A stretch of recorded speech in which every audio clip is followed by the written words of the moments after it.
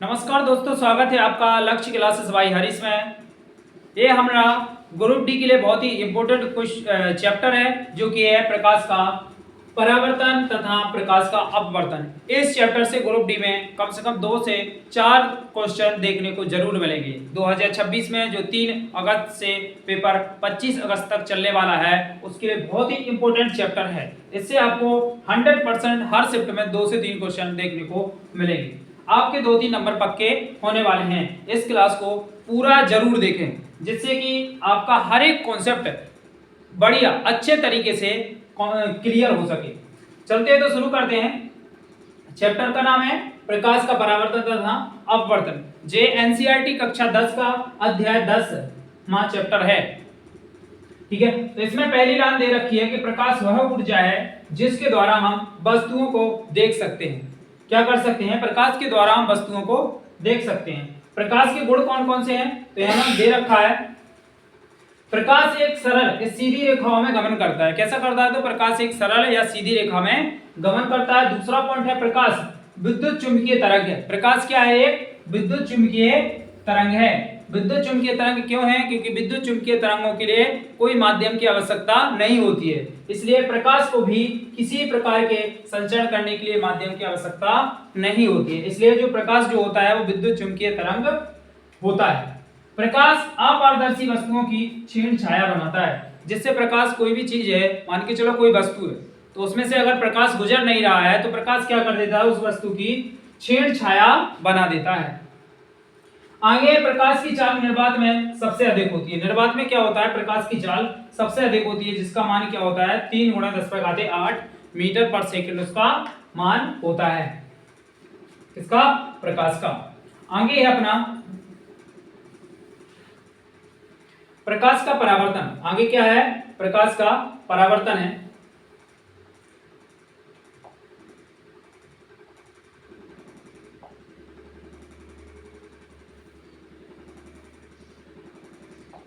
अगला पॉइंट प्रकाश का परावर्तन। देखिए प्रकाश का परावर्तन, प्रकाश का परावर्तन कैसे कहते हैं? प्रकाश का परावर्तन का मतलब होता है कि जब उच्च कोटि की पॉलिश किया हुआ एक पृष्ठ, क्या है? पृष्ठ, उच्च कोटि का पॉलिश किया हुआ एक पृष्ठ, जैसे कि दर्पण अपने पर पड़ने वाले अधिकांश प्रकाश को परावर्तित कर देता है, उसे ही प्रकाश का परावर्तन कहते हैं। प्रकाश का परावर्तन का नियम, इसमें पहला नियम क्या बोलता है? इसमें पहला नियम है कि प्रकाश जो आपतन कोण है, आपतन कोण परावर्तन कोण के बराबर होता है।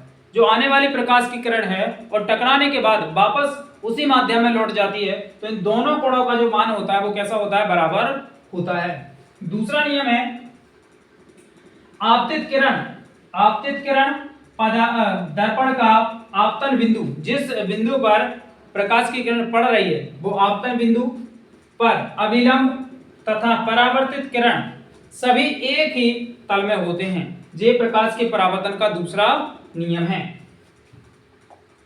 देखिए प्रकाश के परावर्तन का एक चित्र है जिसको यहाँ पर क्या है? पॉलिश किया हुआ उच्च कोटि का पॉलिश किया हुआ एक दर्पण है। जी क्या है? उच्च कोटि का पॉलिश किया हुआ एक दर्पण है। यहाँ से प्रकाश की किरण आपतित की जाती है, इसे बोलते हैं आपतित किरण। क्या बोला जाता है? आपतित किरण बोला जाता है। इस प्रकाश की किरण को जब उच्च कोटि के पॉलिश किए हुए दर्पण पर आपतित कराया जाता है तो यहाँ पर जो बनने वाला अभिलंब से जो बनने वाला कोण होता है, जी वाला, इसे आई से डोनेट करते हैं और इस कोण को बोला जाता है आपतन कोण। क्या बोला जाता है? आपतन कोण। और परावर्तन के बाद उसी माध्यम में वापस लौट जाती है, उसी माध्यम में वापस लौट जाती है। इस किरण को क्या बोला जाता है? परावर्तित किरण बोला जाता है। टकराने के बाद वापस परावर्तित होना परावर्तित किरण कहलाती है। और इसके द्वारा जो अभिलंब से बनने वाला कोण होता है आर, क्या होता है? आर, इसे बोला जाता है परावर्तित कोण। क्या बोला जाता है? परावर्तन कोण। जो दोनों कोण आपस में क्या होते हैं? तो दोनों कोण आपस में बराबर होते हैं। कैसे होते हैं? बराबर होते हैं। आपतन कोण और परावर्तन कोण दोनों कैसे होते हैं? बराबर होते हैं। अभी अपन ने पढ़ा है, पहला ही नियम था आपतन परावर्तन नियम का, कि आपतन कोण और परावर्तन कोण दोनों कैसे होते हैं? बराबर होते हैं। और यहाँ पर देखो आपतित किरण और अभिलंब तथा परावर्तित किरण तीनों एक ही बिंदु पर होते हैं। ये कौन सा नियम था? ये अपना दूसरा नियम था परावर्तन का। इससे आगे है, आगे चलते हैं। प्रतिबिंब, प्रतिबिंब वहां बनता है जिस बिंदु पर कम से दो परिवर्तित किरणें प्रतिच्छेद होती हैं या प्रतिच्छेदक प्रतीत होती हैं, वहां पर क्या बनता है? अपना प्रतिबिंब बनता है। आगे है वास्तविक प्रतिबिंब और आभासी प्रतिबिंब। देखिए, वास्तविक प्रतिबिंब और आभासी प्रतिबिंब को अपन समझते हैं। वास्तविक प्रतिबिंब यह तब बनता है जब प्रकाश की किरणें वास्तव में प्रतिच्छेद होती हैं। प्रकाश की किरणें क्या होती हैं? वास्तव में किसी वस्तु से प्रतिच्छेद करती हुई तुम्हें दिखाई देती हैं, उसे क्या बोलते हैं? वास्तविक प्रतिबिंब बोला जाता है। जबकि आभासी प्रतिबिंब यह तब बनता है जब प्रकाश की किरणें प्रतिच्छेदित प्रतीत होती हैं। आपको लगेगा कि यह प्रतिच्छेद कर रही हैं, पर वास्तव में वहां पर प्रतिच्छेद नहीं करती हैं। तो इस प्रकार के प्रतिबिंब को क्या बोला जाता है? आभासी प्रतिबिंब बोला जाता है। इसका दूसरा पॉइंट है, इसे पर्दे पर प्राप्त कर सकते हैं। जो वास्तविक प्रतिबिंब होता है उसको पर्दे पर प्राप्त किया जा सकता है, लेकिन जो आभासी प्रतिबिंब होता है इसको पर्दे पर प्राप्त नहीं किया जा सकता है। इसका तीसरा पॉइंट है वास्तविक प्रतिबिंब का। वास्तविक प्रतिबिंब उल्टा बनता है। कैसा बनता है? वास्तविक प्रतिबिंब उल्टा बनता है, जबकि आभासी प्रतिबिंब सीधा बनता है। आभासी प्रतिबिंब कैसा बनता है? सीधा। और वास्तविक प्रतिबिंब कैसा बनेगा? उल्टा बनेगा। आगे है समतल दर्पण द्वारा प्राप्त प्रतिबिंब। समतल दर्पण के द्वारा प्राप्त प्रतिबिंब। ये एक समतल दर्पण रखा है यहाँ पर। ये क्या है? सर पर समतल दर्पण लगा है। यहां से एक प्रकाश की किरण, यहाँ पर एक वस्तु रखी हुई है एबी। एबी क्या है? एक वस्तु है।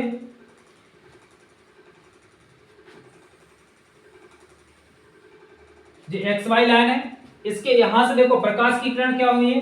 यहां से एक प्रकाश की किरण को और एक यहां से यहां पर उसके केंद्र पर प्रकाश की किरण को भेजा, तो यहां से परावर्तित होकर वापस लौटी। यहां से ए टकराने के बाद यहां से क्या हो गई? वापस यहां से लौट गई।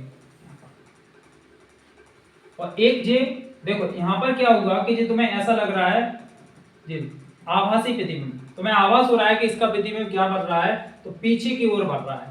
और कितनी देखो, उतनी ही दूरी पर, जितनी दूरी पर वस्तु रखी हुई थी उतनी ही दूरी पर प्रतिबिंब बन रहा है यहाँ पर।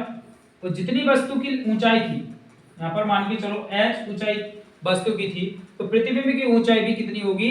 h ऊंचाई भी प्रतिबिंब की होगी। तो इसका मतलब सीधा होता है कि वस्तु जितनी दूरी पर रखी हुई है समतल दर्पण में, प्रतिबिंब उतनी ही दूरी पर बनता है। प्रतिबिंब उतनी ही दूरी पर बनता है। वस्तु की लंबाई मान के चलो 1 सेंटीमीटर है, तो प्रतिबिंब की लंबाई भी 1 सेंटीमीटर ही होगी। तो वस्तु की लंबाई के बराबर ही प्रतिबिंब बनता है। कौन से दर्पण में? समतल दर्पण में। वस्तु की दूरी को u से डोनेट किया जाता है, और जबकि प्रतिबिंब की दूरी को v से डोनेट किया जाता है। ये क्या है? अपना समतल दर्पण है। तो इसमें ये पूछा जाता है कि समतल दर्पण में अगर वस्तु समतल दर्पण के सामने 6 मीटर की दूरी पर रखी हुई है तो उसका प्रतिबिंब कितने मीटर की दूरी पर बनेगा? तो आपको बताना है जितने मीटर दूर वस्तु रखी होती है समतल दर्पण के, उतने ही मीटर दूर प्रतिबिंब बनता है। तो इसका आंसर क्या हो जाएगा? 6 मीटर ही हो जाएगा। आगे इसका प्रतिबिंब देखते हैं। देखो इसके पॉइंट दिए हुए हैं। आभासी एवं सीधा बनता है। प्रतिबिंब कैसा बनता है? समतल दर्पण का प्रतिबिंब, समतल दर्पण, समतल दर्पण का प्रतिबिंब कैसा बनता है? तो समतल दर्पण का प्रतिबिंब बनता है आभासी एवं सीधा बनता है। प्रतिबिंब का आकार, प्रतिबिंब का जो आकार है वस्तु के आकार के बराबर होता है। कैसा होता है? वस्तु के आकार के ही बराबर होता है। प्रतिबिंब दर्पण के पीछे बनता है। कहां पर बनता है? दर्पण के पीछे ही बनता है। अभी वाला पद देखा है। जितनी वस्तु की दर्पण से दूरी होती है, दर्पण से जितनी वस्तु की दूरी होती है, प्रतिबिंब पास परिवर्तित हो जाता है, वो उतनी दूरी पर बनता भी है। जितनी दर्पण से दूरी होती है वस्तु की, उतनी दूरी पर प्रतिबिंब अपना पीछे की ओर बन जाता है। और इसमें क्या है? प्रतिबिंब पार्श्व परिवर्तित होता है। पार्श्व परिवर्तित यहां पर लिखा है। पार्श्व परिवर्तित का मतलब क्या होता है? इसमें वस्तु का दायां भाग बाएं प्रतीत होता है और बायां भाग दाएं प्रतीत होता है। यह कहलाता है पार्श्व परिवर्तन। मतलब अगर दायां भाग बाएं में अपन को प्रतीत होगा और बायां भाग दाएं में प्रतीत होगा, इसे बोला जाता है प्रतिबिंब का पार्श्व परिवर्तन। तो जो समतल दर्पण होता है उसमें कौन सा परिवर्तन होता है प्रतिबिंब में? वो होता है पार्श्व परिवर्तन। मतलब कि दायां भाग बाएं में दिखेगा और बायां भाग दाएं में दिखेगा। आगे है अगला है अपना गोलीय दर्पण। अगला क्या है? गोलीय दर्पण। गोलीय दर्पण का परावर्तन तल अंदर की ओर या बाहर की ओर वक्रित होता है। गोलीय दर्पण का जो परावर्तक तल होता है वो अंदर की भी ओर होता है और बाहर की ओर भी होता है। गोलीय दर्पण जिसका परावर्तक पृष्ठ अंदर की ओर होता है, जिसका अंदर की ओर होता है तथा गोले के केंद्र की ओर वक्रित है, वह क्या कहलाता है? तो उस दर्पण को अपन अवतल दर्पण के नाम से जाना जाता है। क्या बोला जाता है? अवतल दर्पण। तो इस दर्पण का नाम क्या हो जाएगा? अवतल दर्पण नाम हो जाएगा। ये कौन सा दर्पण है? तो ये अपना अवतल दर्पण है। आगे है गोलीय दर्पण जिसका परावर्तक पृष्ठ बाहर की ओर वक्रित होता है। कौन सा होता है? बाहर की ओर वक्रित होता है, उसे क्या बोला जाता है? तो उत्तल दर्पण बोला जाता है। जैसे कि यहां पर बना दें ऐसे,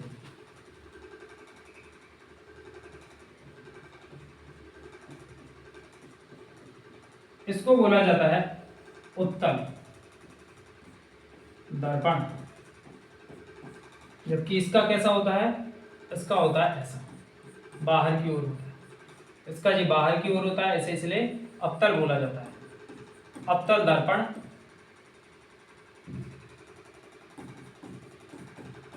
दर्पण बोला जाता है। ठीक है, तो ये अवतल दर्पण है और ये अपना उत्तल दर्पण है। उत्तल दर्पण में क्या होता है? परावर्तक पृष्ठ बाहर की ओर होता है। यहां से प्रकाश को परावर्तित किया जाएगा, यहां से किरण आएगी तो जो परावर्तक पृष्ठ होता है वो बाहर की ओर किसमें होता है? तो अपना उत्तल दर्पण में होता है। जबकि परावर्तक पृष्ठ अंदर की ओर किसमें होता है? तो अवतल दर्पण में होता है। आगे ये अपना उत्तल दर्पण है। आगे है गोलीय दर्पण में सामान्यतः प्रयुक्त होने वाली कुछ शब्द। देखिए गोलीय दर्पण में कौन कौन से शब्द प्रयुक्त होते हैं आपको ये बताना है। यहां पर देखिए पी का मतलब होता है पोल, ध्रुव। क्या बोला जाता है? इसे पोल ध्रुव बोला जाता है। एन क्या है? ये दर्पण दर्पण है। एम एन क्या है? दर्पण। एम एन दर्पण है। एम एन क्या है? एक दर्पण है, दर्पण का एक पृष्ठ है। ठीक है, यहां पर सी क्या होता है? सी होता है वक्रता केंद्र। वक्रता केंद्र, सी का नाम क्या है? वक्रता केंद्र। आर क्या होती है? वक्रता त्रिज्या। वक्रता त्रिज्या। और यहां पर जो एफ है ये होता है फोकस। ये क्या होता है? फोकस होता है। यहां पर जो फोकस होता है ना वो वक्रता त्रिज्या का आधा होता है। वक्रता त्रिज्या आर है, इसका आधा। तो कह सकते हो एफ बराबर क्या होता है? r/2। r/2 क्या हो जाता है? अपना फोकस हो जाता है। अगर तुम्हें त्रिज्या निकालनी है वक्रता त्रिज्या तो इस f का 2 में गुणा हो जाएगा तो r बराबर क्या हो जाएगा? 2f आ जाएगा। तो वक्रता त्रिज्या जो होती है फोकस की दोगुनी होती है। वक्रता त्रिज्या क्या होती है? फोकस की दोगुनी। अगर फोकस पूछा जाए कि फोकस क्या होता है तो वक्रता त्रिज्या का आधा होता है फोकस। आगे आगे है अपना ध्रुव। गोलीय दर्पण के परावर्तक पृष्ठ के केंद्र को क्या बोला जाता है? दर्पण का ध्रुव बोला जाता है। तो ये क्या होता है? परावर्तन पृष्ठ के केंद्र के दर्पण को ध्रुव बोला जाता है। यह दर्पण के पृष्ठ पर स्थित होता है। ध्रुव को प्रायतः पी अक्षर से निरूपित किया जाता है। तो ये अपना क्या हो जाएगा? ध्रुव हो जाएगा। मुख्य अक्ष जो होती है गोलीय दर्पण के ध्रुव तथा वक्रता त्रिज्या से गुजरने वाली एक सीधी रेखा को क्या बोला जाता है? मुख्य अक्ष बोला जाता है। जैसे कि ये वाली लाइन, ऐसे बोला जाता है मुख्य अक्ष। मुख्य अक्ष, ठीक है, इसको क्या बोला जाता है? मुख्य अक्ष। जे वक्रता केंद्र, फोकस और ध्रुव से गुजरने वाली लाइन को अपन क्या बोलते हैं? तो पर मुख्य अक्ष के नाम से जाना जाता है। मुख्य अक्ष दर्पण के ध्रुव पर अभिलंब होती है, मतलब 90 डिग्री में होती है। इसके बाद है वक्रता केंद्र। गोलीय दर्पण का परावर्तक पृष्ठ एक गोले का भाग होता है। इस गोले का केंद्र गोलीय दर्पण का वक्रता केंद्र कहलाता है। यह अक्षर C से निरूपित किया जाता है। इसे किससे निरूपित किया जाता है? C से निरूपित किया जाता है। इसके बाद है वक्रता त्रिज्या। गोलीय दर्पण का परावर्तक पृष्ठ जिस पर गोले का भाग है उसकी त्रिज्या दर्पण की वक्रता त्रिज्या कहलाती है। तो गोले की त्रिज्या को क्या बोला जाता है? वक्रता त्रिज्या कहा जाता है। इसे R से निरूपित किया जाता है। इसके बाद है द्वारक, जो MN है ना, MN, इसे क्या बोला जाता है? द्वारक। गोलीय दर्पण के परावर्तक पृष्ठ तल की वृत्ताकार सीमा रेखा का व्यास दर्पण का द्वारक कहलाता है। इसे MN से दर्शाया जाता है। तो MN जो होता है उसे MN से दर्शाया जाता है द्वारक को। अगला है अपना मुख्य फोकस। मुख्य फोकस मुख्य अक्ष पर वह बिंदु जहां मुख्य अक्ष के समांतर किरणें आकर मिलती है। मुख्य अक्ष के समांतर जहां पर आकर किरणें मिलती है उसे क्या बोला जाता है? या परावर्तित किरणें मुख्य अक्ष पर एक बिंदु से आती हुई महसूस होती है, वह बिंदु गोलीय दर्पण का फोकस कहलाता है, मुख्य फोकस कहलाता है। आगे है गोलीय दर्पण के ध्रुव मुख्य फोकस के मध्य दूरी क्या कहलाती है? तो फोकस दूरी कहलाती है। फोकस और ध्रुव के बीच की दूरी को क्या बोला जाता है? तो फोकस दूरी के नाम से जाना जाता है। इसे अक्षर F द्वारा निरूपित किया जाता है। किसके द्वारा? F के द्वारा निरूपित किया जाता है। आगे है छोटे द्वारक के गोलीय दर्पण के लिए, छोटे द्वारक के गोलीय दर्पण के लिए वक्रता त्रिज्या फोकस दूरी से दोगुनी। जो वक्रता त्रिज्या होती है वो फोकस दूरी से क्या होती है? जो R बराबर होती है 2F के बराबर होती है। इसने लिखा है दोगुनी। हम इस संबंध को R बराबर 2F द्वारा व्यक्त कर सकते हैं। तो यहां से F बराबर क्या निकलेगा? R/2 निकल आएगा। F क्या है? तो F होता है फोकस। F क्या है? फोकस है। R क्या है? वक्रता त्रिज्या। R क्या है? वक्रता त्रिज्या। तो जो फोकस होता है वो वक्रता त्रिज्या का आधा होता है। तो जो वक्रता त्रिज्या होती है वो फोकस की दोगुनी होती है। आगे है अपना अवतल दर्पण के किरण आरेख बनाने के मुख्य नियम। ये क्या है? अवतल दर्पण के अब ये नियम आ गए। इसको कैसे बनाएंगे?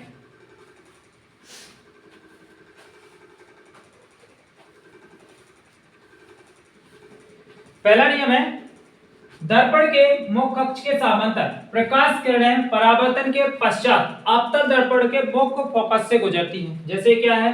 एक अवतल दर्पण है। जी क्या है? एक अवतल दर्पण है। P को क्या बोला जाता है? ध्रुव बोला जाता है। F क्या है? फोकस है। C क्या है? तो C अपना वक्रता केंद्र है। वक्रता केंद्र जी क्या? वक्रता केंद्र। जी अपना फोकस है। फोकस है। और जी क्या है? ध्रुव है। जी अपना ध्रुव है। तो उसने बोला है कि ये एक XY मुख्य बिंदु लाइन है। क्या है? मुख्य अक्ष। ये क्या है? अपना मुख्य अक्ष। मुख्य अक्ष। तो ये बोला है कि कोई प्रकाश किरण मुख्य अक्ष के समांतर दर्पण से टकराने के बाद यहां से कहां से गुजरती है? तो ये गुजर जाती है फोकस से। कहां से गुजरती है? फोकस से। और यहाँ पर अपन ने अभी परावर्तन का नियम पढ़ा है कि यहाँ पर किसी दर्पण से, उच्च कोटि के दर्पण से टकराने के बाद जिस यहाँ पर जो प्रकाश आई है यहाँ से, तो यहाँ इसका मान क्या है? आई। इसे बोलते हैं आपतन कोण। तो टकराने के बाद जिस कोण से गया उसे बोलते हैं अपवर्तन कोण। इन दोनों कोणों का मान क्या होता है? तो बराबर होता है। तो अगर कोई भी प्रकाश किरण मुख्य अक्ष के समांतर से जा रही है और टकराने के बाद कहां से जाएगी? तो वो हमेशा फोकस से टकराने के बाद जाती है। जे अवतल दर्पण के नियम आरेख बनाने का पहला नियम था। आगे है दूसरा, अवतल दर्पण के मुख्य फोकस से गुजरने वाली किरण परावर्तन के पश्चात मुख्य अक्ष के समांतर हो जाता है। अब की बार क्या है? पहली बार कंडीशन क्या थी कि समांतर किरण जा रही थी। अब की बार उन्होंने क्या किया? मुख्य फोकस से ही किरण को गुजार दिया। मुख्य फोकस से ही गुजार दिया। तो किरण क्या होगी? परावर्तन के बाद मुख अक्ष के समांतर चली जाएगी, मुख अक्ष के समांतर चली जाएगी। तो ये क्या होता है अपना, ये दूसरा नियम है अवतल दर्पण का। अगला है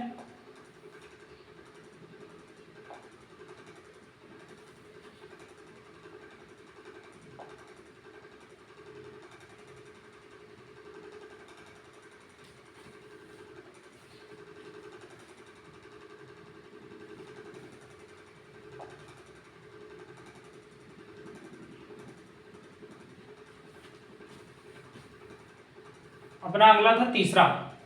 अगला है अवतल दर्पण के वक्रता केंद्र से गुजरने वाली किरण। अब की बार क्या है, पहली कंडीशन थी कि मुख अक्ष के समांतर किरण आई थी, दूसरी कंडीशन थी कि किरण फोकस से होकर गुजरी थी। अब तीसरी कंडीशन है कि किरण को अब वक्रता केंद्र से गुजार दिया गया है। कहां से, वक्रता केंद्र से गुजार दिया गया है।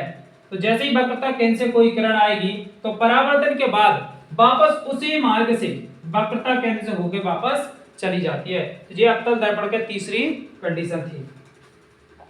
आगे चौथी है अवतल दर्पण के बिंदु P की ओर मुख अक्ष से तिर्यक दिशा में आपतित किरण तिर्यक दिशा में ही परावर्तित हो जाती है। अगर कोई किरण को मुख जो फोकस बिंदु है ना P ध्रुव है, इस पर परावर्तित किया जाए तो वहीं से टकराने के बाद उसी तिर्यक दिशा में क्या चली जाती है, प्रकाश की किरण चली जाती है। आपतित तथा परावर्तित किरणें आपतन बिंदु पर मुख अक्ष के समान कोण बनाती हैं। तो यहाँ पर जो I होता है तो यहाँ पर जो R होता है, ये दोनों कोण कैसे हो जाते हैं, अपने बराबर हो जाते हैं। यहाँ पर P क्या है, ध्रुव है, F फोकस है और C वक्रता केंद्र है।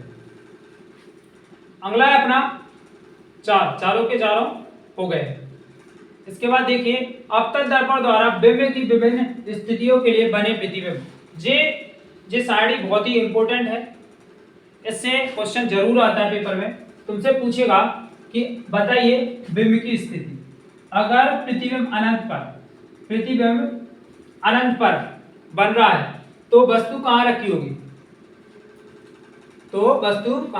पहले है बिंब की स्थिति, प्रतिबिंब की स्थिति, इसके बाद प्रतिबिंब का आकार और फिर इसके बाद क्या है, प्रतिबिंब की आकृति। प्रतिबिंब कैसा बनेगा, तो प्रतिबिंब की स्थिति क्या होगी, अनंत पर। बिंब बोला है इसमें, बिंब मतलब होता है वस्तु, बिंब मतलब होता है वस्तु, क्या होता है, वस्तु। तो बिंब की स्थिति मतलब वस्तु को कहाँ रखा जाएगा। अगर वस्तु अनंत पर रखी है, अगर वस्तु कहाँ पर रखी है, अनंत पर रखी है, तो बिंब की स्थिति मतलब कि प्रतिबिंब कहाँ बनेगा, तो प्रतिबिंब कहाँ बनेगा, अपना फोकस पे बनेगा। कहाँ पर बनेगा, फोकस पे बनेगा। और प्रतिबिंब का आकार कैसा होगा, अत्यंत छोटा होगा। प्रतिबिंब का आकार कैसा हो जाएगा, अपना अत्यंत छोटा होगा। और प्रतिबिंब की प्रकृति कैसी होगी, छोटा तो बनेगा लेकिन कैसा बनेगा, वास्तविक और उल्टा बनेगा। कैसा बनेगा, वास्तविक और उल्टा। अगर वस्तु कहां पर है, अनंत पर, तो प्रतिबिंब फोकस पर कैसा बनेगा, अत्यधिक छोटा बनेगा और वास्तविक और उल्टा बनेगा। दूसरी कंडीशन है वस्तु को कहां रखा है, सी के परे। सी क्या है, सी है वक्रता केंद्र, वक्रता केंद्र के परे। इसका मतलब परे का मतलब होता है जो यहाँ पर सी है तो उसके आगे नहीं पीछे यहाँ पर वस्तु को रखा गया है, यहाँ पर वस्तु को रखा गया है, तो उसे बोलते हैं सी के परे। अगर वस्तु सी के परे रखी है तो प्रतिबिंब कहाँ बनेगा, एफ व सी के बीच में बनेगा। कहाँ बनेगा, एफ व सी के बीच में। यहाँ पर सी है, यहाँ पर एफ है, तो प्रतिबिंब यहाँ पर बनेगा। ठीक है, प्रतिबिंब यहाँ बनेगा लेकिन कैसा बनेगा, छोटा बनेगा। कैसा बनेगा, छोटा बनेगा। और इसकी स्थिति कैसी, वास्तविक और उल्टा बनेगा। प्रतिबिंब वास्तविक और उल्टा बनेगा। तीसरी कंडीशन है सी पर, जब वस्तु सी पर रखी हो, सी मतलब वक्रता केंद्र पर रखी हो, यहाँ पर वस्तु को रखा हो। अगर सी पे वस्तु को रखा है तो प्रतिबिंब कहाँ बनता है, प्रतिबिंब सी पर ही बनता है। कैसा बनता है, समान साइज का। समान साइज का मतलब होता है कि जितनी वस्तु है, जितनी लंबाई की वस्तु है उतनी ही लंबाई का साइज प्रतिबिंब बनेगा। कैसा बनेगा, वास्तविक और उल्टा बनेगा। कैसा, वास्तविक और उल्टा। अगली चौथी कंडीशन है सी व एफ के बीच रखी हुई है। वस्तु को अब कहाँ रखा है, सी व एफ के बीच में रखा है। अब वस्तु को कहाँ रख दिया है, यहाँ पर एफ है, अब वस्तु को यहाँ रख दिया गया है सी व एफ के बीच में। अभी वस्तु सी पर रखी थी तो प्रतिबिंब सी पर ही बना था। अब वस्तु को आगे खिसकाया गया है तो प्रतिबिंब इस सी से और पीछे इस साइड चला जाएगा। ठीक है, यहां देखो तो सी के परे बनेगा, पृथ्वी जो प्रतिबिंब है वो कहां बनेगा, सी से परे बनेगा, मतलब सी के थोड़ा दूर बनेगा प्रतिबिंब। और कैसा बनेगा, बड़ा बनेगा और उसका वास्तविक और उल्टा बनेगा। कैसा, वास्तविक और उल्टा बनेगा। आगे कंडीशन क्या है, अब वस्तु को कहां रखा गया है, एफ पर रखा गया है। कहां पर रखा गया है, इस फोकस पर रखा गया है, एफ पर। वस्तु अब यहां पर रखी हुई है तो प्रतिबिंब कहां बनेगा, अनंत पर, क्योंकि जब वस्तु को अनंत पर रखा गया था तो प्रतिबिंब फोकस पर बना था। अब वस्तु को फोकस पर रखा गया है तो प्रतिबिंब कहां बनेगा, अनंत पर बनेगा। और कैसा बनेगा, अत्यधिक बड़ा बनेगा, वास्तविक और उल्टा बनेगा। अब अगली कंडीशन है P और F के बीच में। यहाँ पर होता है P और यहाँ पर F है, तो वस्तु अब कहां रखी है, P और F के बीच में रखी है, तो दर्पण के पीछे बनता है। ये बहुत इंपॉर्टेंट है, इसी को पूछता है पेपर में, सबसे ज्यादा इसी कंडीशन को पूछता है पेपर में कि बताइए कि अवतल दर्पण में अगर वस्तु को F और P फोकस और ध्रुव के बीच में रखा जाता है तो प्रतिबिंब कहां बनता है, तो प्रतिबिंब बनता है दर्पण के पीछे। कैसा बनता है, विवर्धित, बड़ा, बहुत बड़ा बनता है। और कैसा होता है, आभासी और सीधा होता है। कैसा होता है, आभासी और सीधा। इसी कंडीशन में केवल एक ही ऐसी कंडीशन होती है अवतल दर्पण में जिसमें आभासी और सीधा प्रतिबिंब बनता है। वो कहां रखने पर, वस्तु को फोकस और एफ के बीच में अगर वस्तु को रख रहे हो तो प्रतिबिंब कैसा बनेगा, आभासी सीधा और दर्पण के पीछे। बाकी अवतल दर्पण में सभी का प्रतिबिंब कैसा होता है, वास्तविक और उल्टा, वास्तविक और उल्टा। तो ये वाला बहुत ही इंपॉर्टेंट है, ये कंडीशन। ये अपना क्या था, अवतल दर्पण था। आगे है बिंब की स्थिति। जे इन्होंने स्थिति को बताया है कि अगर वस्तु अनंत पर रखी है तो प्रतिबिंब कहां बन रहा है, फोकस पर बन रहा है। ठीक है, ऐसे ही दूसरी, अगर सी के परे है, मतलब सी यहां पर है तो यहां पर वस्तु ये भी रखे तो प्रतिबिंब कहां बनता है, एफ और सी के बीच में प्रतिबिंब यहां बन गया। कैसा बना है, उल्टा और वास्तविक, उल्टा व वास्तविक। तो यहां पर कैसा बना है, छोटा, प्रतिबिंब छोटा बना है। यहां पर भी कैसा होता है, उल्टा और वास्तविक, इसमें भी छोटा ही होता है। क्या होता है, छोटा होता है। यहां पर फोकस पर बना है। ठीक है, कहां पर बना है, फोकस पर। अगली कंडीशन है तीसरी, सी पर। अगर वस्तु को यही फोकस पर रख, वक्रता केंद्र पर रख दिया जाए तो प्रतिबिंब कहां बनेगा, वक्रता केंद्र पर ही बनेगा। और कितनी, जितनी वस्तु की साइज है उतनी ही साइज का बनेगा यहाँ पर। तो ये तीसरी कंडीशन थी। अगला कंडीशन है अपनी, वस्तु को सी व एफ के बीच रखा जाए। यहाँ पर सी है और जे यहाँ पर एफ है। अब वस्तु को कहाँ रखा गया, इन दोनों के बीच में रखा गया। तो जब वस्तु को सी, वक्रता केंद्र और फोकस के बीच रखा जाता है तो प्रतिबिंब कहाँ बनता है, सी के परे, मतलब सी के आगे बनता है। यहाँ पर बनता है, कैसा बनता है, बड़ा, वास्तविक और उल्टा। कैसा है, उल्टा। वस्तु ऐसी रखी हुई, प्रतिबिंब नीचे बन रहा है तो उल्टा। कैसा है, उल्टा बन रहा है, बड़ा, वास्तविक, उल्टा। ये अपना कब बनता है, सी व एफ के बीच बनता है। अगली कंडीशन है एफ पर। जब वस्तु को कहां रखा जाता है, एफ पर, फोकस पर ही रखा जाता है तो प्रतिबिंब अपना कहां बनता है, अनंत पर बनता है। कहां पर बनता है, अनंत पर बनता है। कैसा बनेगा, वास्तविक और उल्टा और बहुत बड़ा, बहुत बड़ा, वास्तविक, उल्टा और बहुत बड़ा बनेगा जब वस्तु को एफ पर रखा जाएगा। कौन से दर्पण में, अवतल दर्पण में। आगे है, वस्तु को जब एफ और पी ध्रुव और फोकस के बीच रखा जाता है तो यहां देखिए जो फोकस है और जो अपना ध्रुव है, इन दोनों के बीच जब वस्तु को रखा जाता है तो प्रतिबिंब अपना दर्पण के पीछे बनता है। कहां बनता है, दर्पण के पीछे। कैसा बनता है, बहुत बड़ा, बहुत बड़ा। और बनता कैसा है, आभासी और सीधा, आभासी व सीधा बनता है। जैसे ही वस्तु है वैसे ही प्रतिबिंब बनता है, लेकिन कहां बनता है, दर्पण के पीछे बनता है। कब बनता है, जब वस्तु को फोकस और ध्रुव के बीच रखा जाता है। ये लास्ट कंडीशन थी। तो प्रतिबिंब दर्पण के पीछे, आभासी और सीधा और वस्तु से बहुत बड़ा बनता है। बहुत ही इंपॉर्टेंट कंडीशन है। ये अपना दर्पण समाप्त हुआ। अब उसके उपयोग हो गए। अब तक दर्पण की जो कंडीशन थी वो पूरी हो गई है। अब अवतल दर्पण का उपयोग कहाँ कहाँ किया जाता है ये अपन को देखना है। सामान्यतः टॉर्च बहुत इंपॉर्टेंट है, एग्जांपल बहुत पूछता है पेपर में। टॉर्च, सर्च लाइट, वाहनों की हेडलाइट में प्रकाश की शक्तिशाली समांतर किरण पुंज प्राप्त करने के लिए किया जाता है। तो किसमें किया जाता है? टॉर्च में किया जाता है, सर्च लाइट में, वाहनों की हेडलाइट में किसका उपयोग किया जाता है? तो अपना अवतल दर्पण का प्रयोग किया जाता है। आगे है दंत विशेषज्ञ अवतल दर्पणों का उपयोग मरीजों के दांतों का बड़ा प्रतिबिंब देखने के लिए करते हैं। तो इससे क्या पता चलता है कि जो अवतल दर्पण होता है इसके द्वारा कौन सा प्रतिबिंब बनता है? तो बड़ा प्रतिबिंब बनता है। अवतल दर्पणों के द्वारा कौन सा प्रतिबिंब बनता है? बड़ा प्रतिबिंब बनता है। तो दंत विशेषज्ञों के द्वारा भी अवतल दर्पणों का प्रयोग किया जाता है। तीसरा है इन्हें प्रातः चेहरे का बड़ा प्रतिबिंब देखने के लिए सेविंग दर्पणों में, किसमें? सेविंग दर्पणों में भी इसका उपयोग किया जाता है। जो सेविंग वाले दर्पण है वो कौन सा दर्पण होता है अपना? तो अवतल दर्पण ही वो होता है। इसके बाद सौर भट्टियों में सूर्य के प्रकाश को केंद्रित करने के लिए अवतल दर्पणों का प्रयोग किया जाता है। कहां पर? सौर भट्टियों में। सौर भट्टियों में भी इसका उपयोग किया जाता है, दंत विशेषज्ञों में भी इसका प्रयोग किया जाता है, और यहाँ पर सेविंग दर्पण में टॉर्च और सर्च लाइट और वाहनों की हेडलाइट इनमें किसका प्रयोग किया जाता है? तो अवतल दर्पण का प्रयोग किया जाता है। अवतल दर्पण अपना समाप्त हो गया। अब आ गया उत्तल दर्पण। क्या आ गया? उत्तल दर्पण। उत्तल दर्पण के मुख्य अक्ष के समांतर प्रकाश की किरणें परावर्तन के पश्चात दर्पण के मुख्य फोकस से अपसरित होती प्रतीत होती हैं। कैसी? अपसरित होती प्रतीत होती है।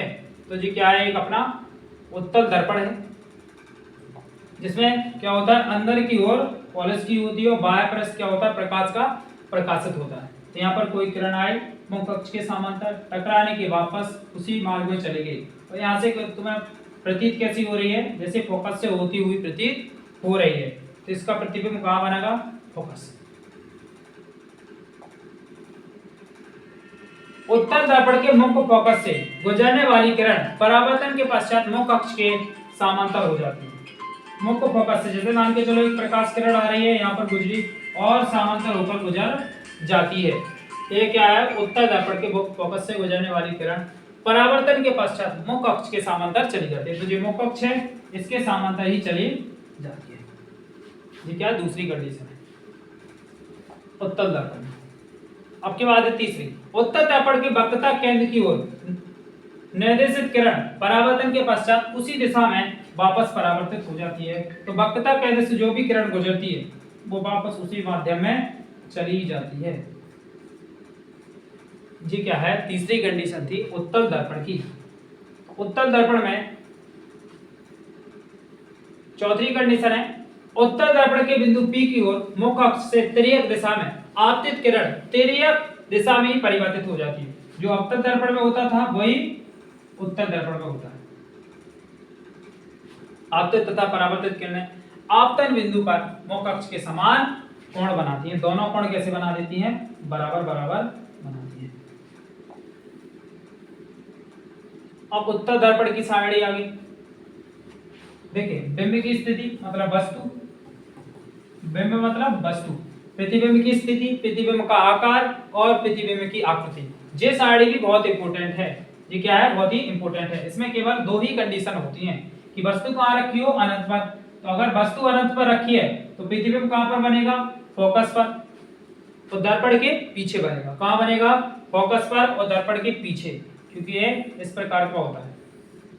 यहाँ पर कोई वस्तु अनंत पर रखी हुई है, यहाँ से कोई आएगा किरण, प्रकाश किरण आई, टकराने के बाद ऐसी चली जाएगी। तो आपको लगेगा कि ये किरण कहाँ से आ रही है? फोकस से। एफ जी क्या है? एफ। ठीक है। तो यहाँ से जे कहाँ पर बनेगा? फोकस पर, दर्पण के पीछे बनता है। दर्पण ये है, इसके पीछे बन जाता है प्रतिबिंब। यहाँ पर होता है सी, और यहाँ से ऐसा टकराने के बाद चला जाता है। तो प्रतिबिंब का आकार कैसा होता है? अत्यधिक छोटा, बिंदु के आकार का होता है। कैसा होता है? बिंदु के आकार का। तो छोटा प्रतिबिंब किस में बनता है? ध्यान रखना, छोटा प्रतिबिंब हमेशा उत्तल दर्पण में बनता है। छोटा प्रतिबिंब उत्तल दर्पण में कैसा बनता है? उत्तल दर्पण में सीधा और आभासी बनता है। उत्तल में सीधा और आभासी बनता है। इसके बाद दूसरी कंडीशन है अनंत तथा दर्पण के ध्रुव P के बीच। अब वस्तु को कहाँ रखा गया है? अनंत और ध्रुव के बीच में रखा गया है। यहाँ पर P है और यहाँ पर अनंत है, ठीक है। इसके बीच में कहीं पर भी रखी हुई है वस्तु, इसको यहाँ पर रखा गया है। तो प्रतिबिंब कहाँ बनेगा? P और F के बीच में, दर्पण के पीछे बनेगा। यहाँ पर P है, F है और यहाँ पर P है। इसमें P व F के बीच, दर्पण के पीछे यहाँ पर प्रतिबिंब बनेगा। ये कंडीशन भी बहुत ज्यादा पूछता है। इसका आकार कैसा होता है? छोटा होता है। और प्रतिबिंब कैसा होता है? आभासी और सीधा होता है। तो इसमें क्या होता है? अवतल दर्पण में हमेशा प्रतिबिंब कैसा बनता है? आभासी और सीधा बनता है। और कैसा बनता है? छोटा ही बनता है। जबकि अवतल दर्पण में प्रतिबिंब बड़ा, वास्तविक और उल्टा बनता है। लेकिन एक कंडीशन होती थी, कब? जब वस्तु को F व P के बीच रखा जाता था तो प्रतिबिंब कहाँ बनता था? दर्पण के पीछे और बड़ा बनता था। आगे है किरण आरेख। अनंत पर एक वस्तु को अनंत पर रखा है तो यहाँ से किरण जाएगी, या परावर्तक के पास फोकस से होती हुई, गुजरती हुई प्रतीत होती है। तो ये अनंत की कंडीशन है। प्रतिबिंब कैसा बनता है? छोटा, बिंदु आकार का। दूसरी कंडीशन है अनंत तथा दर्पण के ध्रुव P के बीच अगर वस्तु को रखा है तो यहाँ पर वस्तु को रखा है तो प्रतिबिंब कहाँ बनता है? बीच में बनता है, P और P के बीच में। अब इसके उत्तल दर्पण के उपयोग देखिए। उत्तल दर्पण का उपयोग सामान्यतः वाहनों में किया जाता है। किसमें किया जाता है? वाहनों में। इसमें ड्राइवर अपने पीछे के वाहनों को देखने के लिए करते हैं। देखिए, वाहनों को पीछे के देखने के लिए क्या इसमें क्यों किया जाता है? क्योंकि जो हेडलाइट होती है उसमें छोटा चित्र दिखता है उसमें, और जो उत्तल दर्पण होता है ना, जो छोटा ही प्रतिबिंब बनाता है।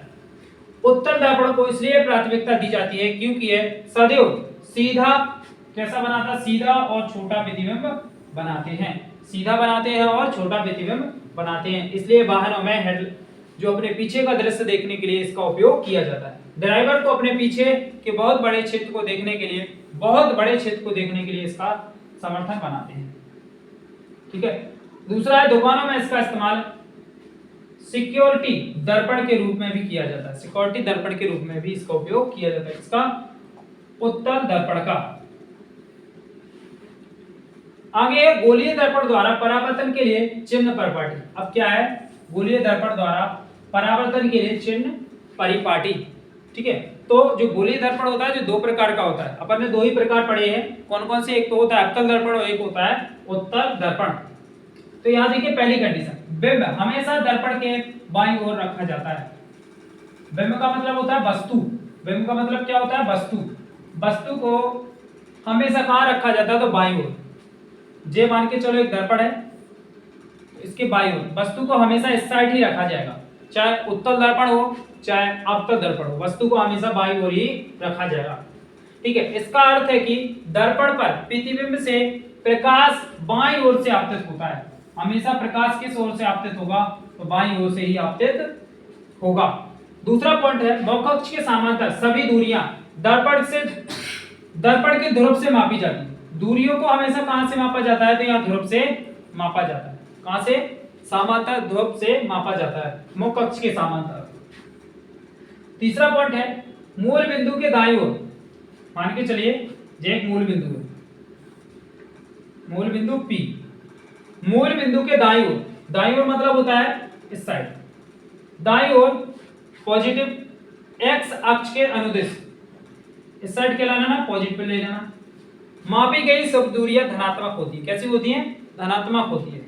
जबकि मूल बिंदु के बाईं ओर मतलब इस साइड कैसी होती है? अक्ष के अनुदिश मापी गई दूरियां ऋणात्मक होती है। तो इस साइड जितनी भी दूरियां होती है सब कैसी लेना है? अपन को माइनस में लेना है, ऋणात्मक लेना है। इसके बाद है मुख अक्ष के लंबवत तथा ऊपर की ओर अक्ष के अनुदिश मापी जाने वाली दूरियां हमेशा धनात्मक लेना है।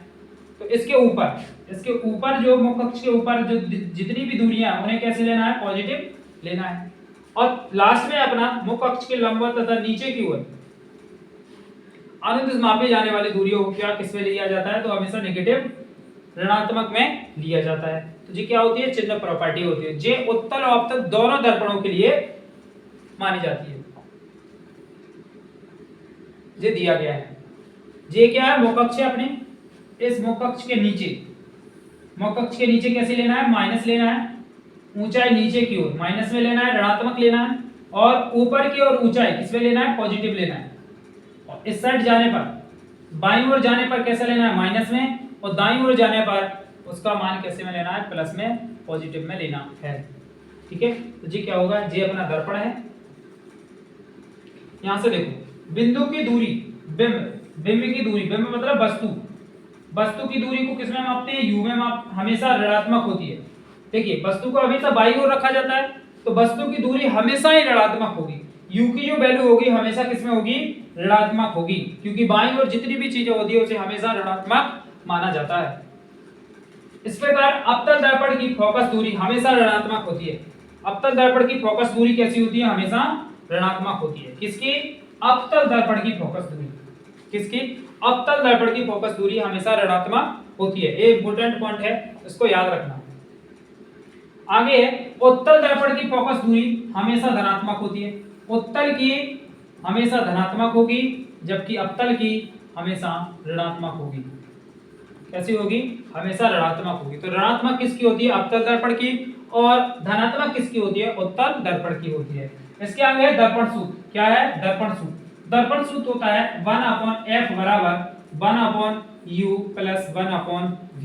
ये किसका सूत्र होता है, यहाँ पर दर्पण का सूत्र होता है। यहाँ पर f क्या है, f यहाँ पर फोकस है, फोकस दूरी, u क्या है, वस्तु की दूरी, वस्तु की दूरी, और v क्या है, v अपना प्रतिबिंब, प्रतिबिंब की दूरी, प्रतिबिंब की दूरी।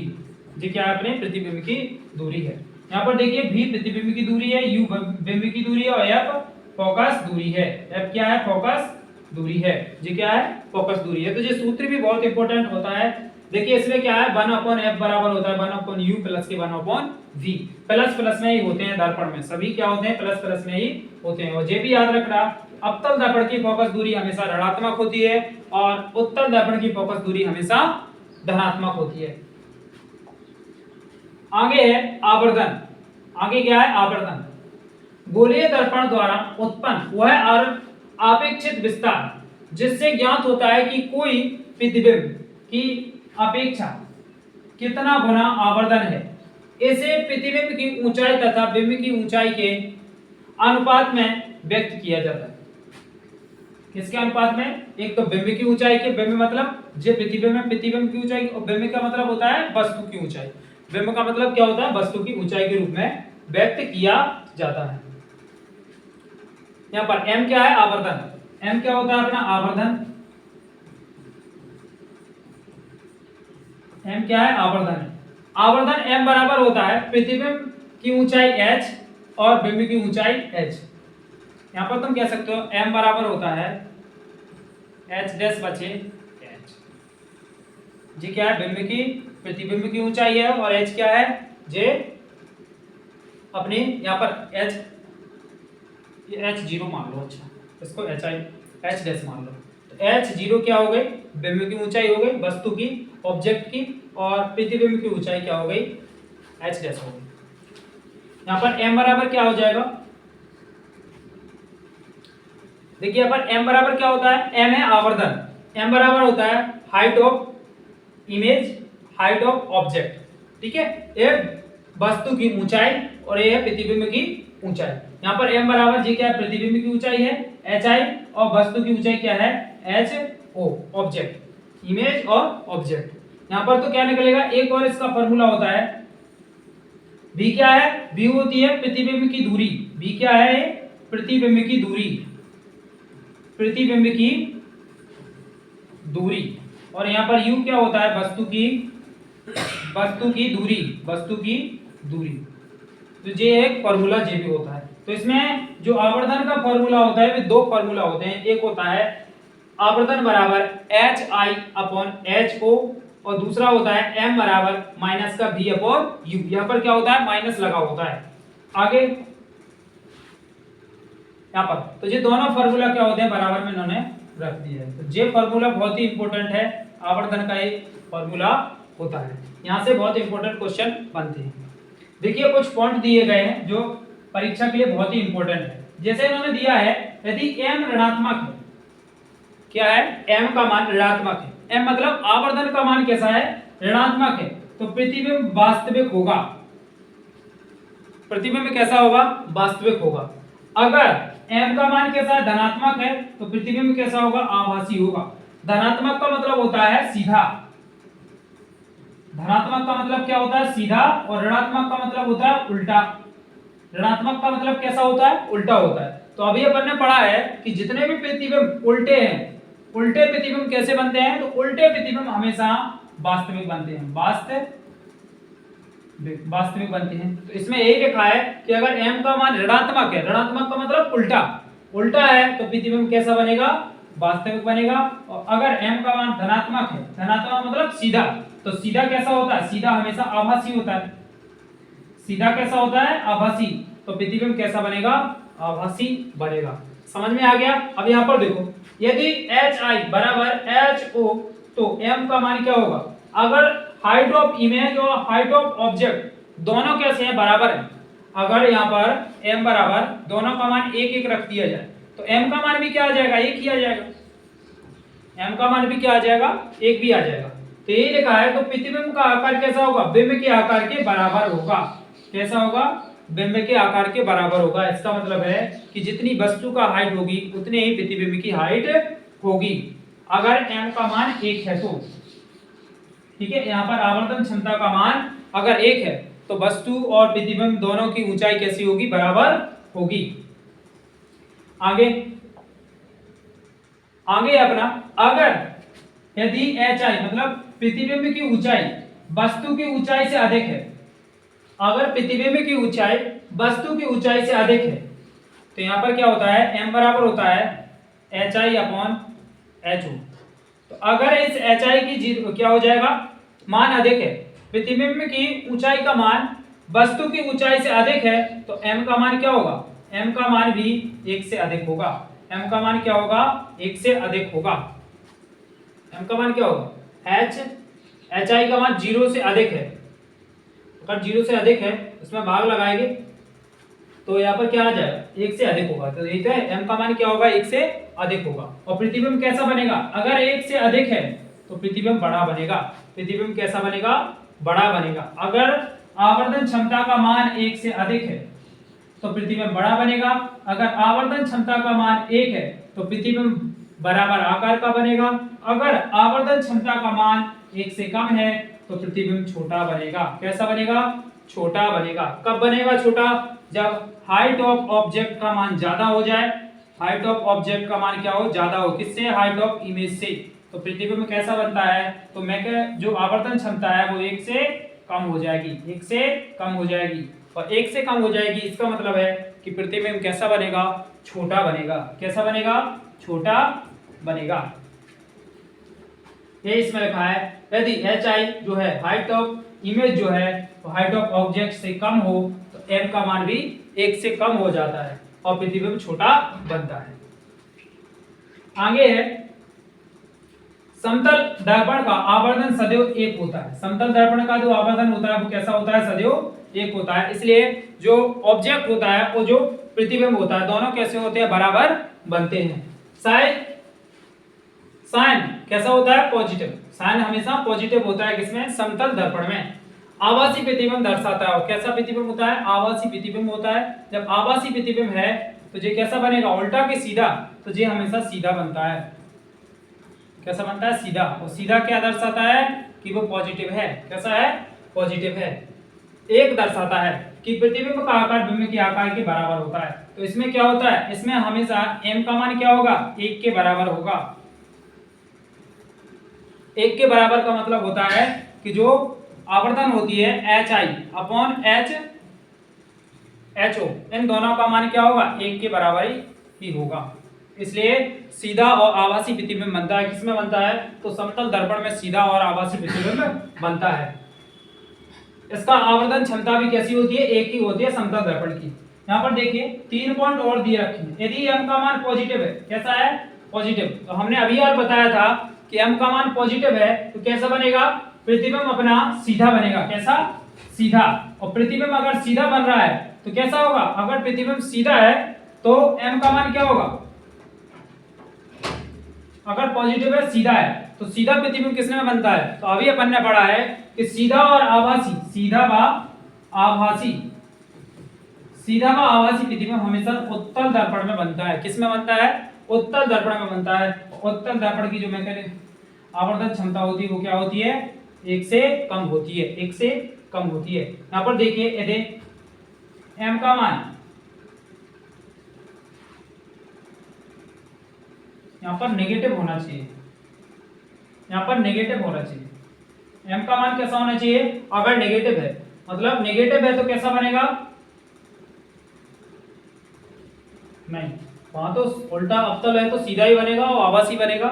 यहां पर होगा नेगेटिव, यहां पर नेगेटिव होगा। अगर यहां पर नेगेटिव है तो m का मान कैसा होगा, नेगेटिव है तो यहां पर वास्तविक बनेगा, और वास्तविक बनेगा तो ये कैसा होगा, वास्तविक और उल्टा बनेगा।